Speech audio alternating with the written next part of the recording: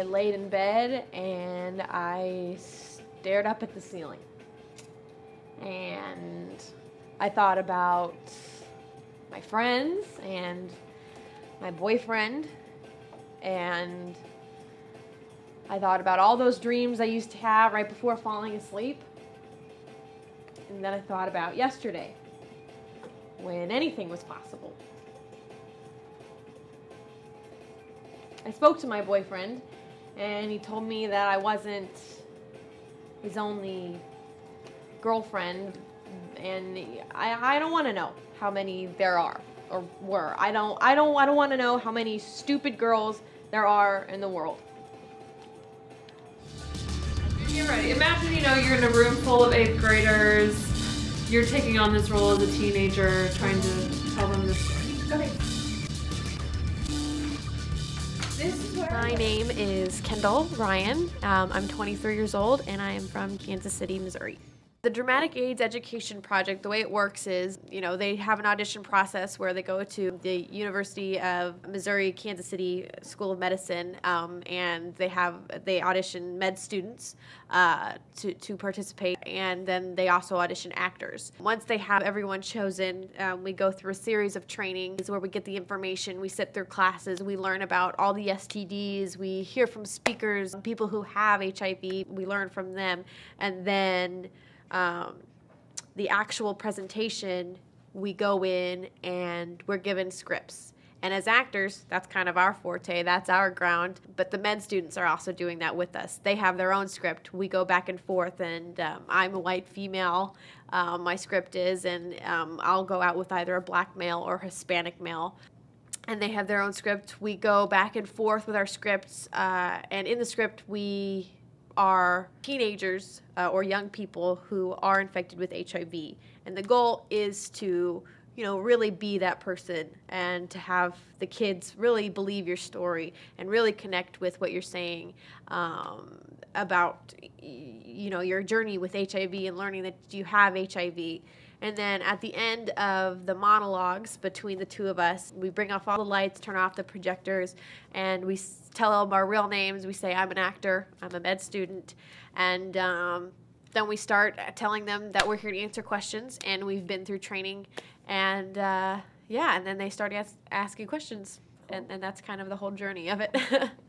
Cool. I personally chose to audition for this program because I've always wanted to be a part of something that made me feel like I was making a difference and really give good information that people need, and these kids really need this information from someone in their age group. And I love the idea of the program, and I felt very strongly about it. So we're dealing mostly with a population that isn't dealing with breast cancer. We will deal with mothers. We will, it's out there. And we will deal with mothers, some of whom may be HIV positive. The primary focus of this population, though, is going to be about oral, anal, vaginal sex and the sharing of drug needles. Again, that can be one long word that when you say it, you're going to end up right.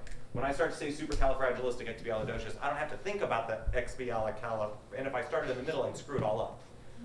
But if I can say oral, anal, vaginal sex and sharing of drug needles, I know I'm going to get it all right. Say that like 50 times to yourself every day.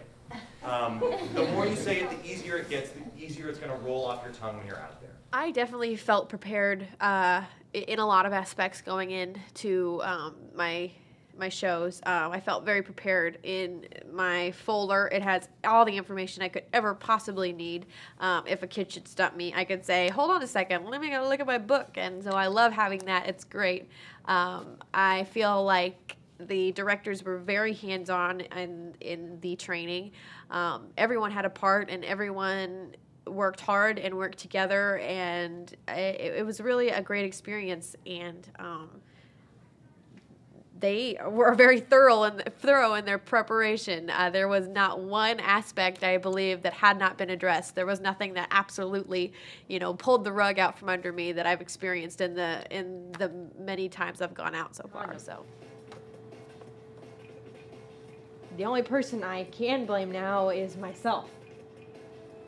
We didn't do drugs. Well, we drank alcohol, which is a pretty huge drug, but we didn't shoot anything. or use any needles. We just had sex.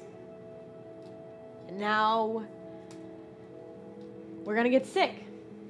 And I don't know how sick I'm gonna get, but I'm never gonna be healthy again because I can't fight off diseases and infections like other people can. The Dramatic AIDS Education Project has changed my perspective in a lot of ways. There are some things that I learned during training that I had no idea about.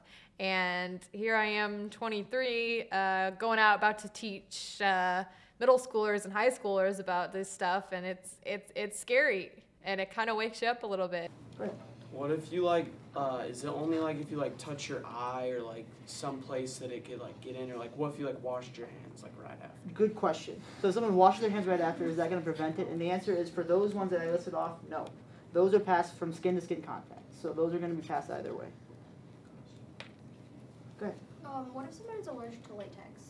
Great question. So if someone is allergic to latex, which are the ones that are FDA approved to prevent STDs, what can they do? There are also polyurethane condoms, which are approved for use for preventing STDs and HIV.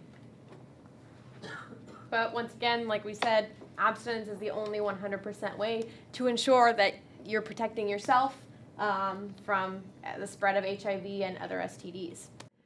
I believe this program is extremely important, in that there's just so much information coming out every day about STDs and HIV that we didn't know before, and sex is such a huge part of adolescence. It's a huge part of adolescence. And I think it's important to teach kids that it's okay to talk about sex, and it's okay to have questions, and it's important that you ask them, and it's important to have people that you trust around to ask them. And when I really thought about what the project stood for, it was really something that I found myself to be very passionate about.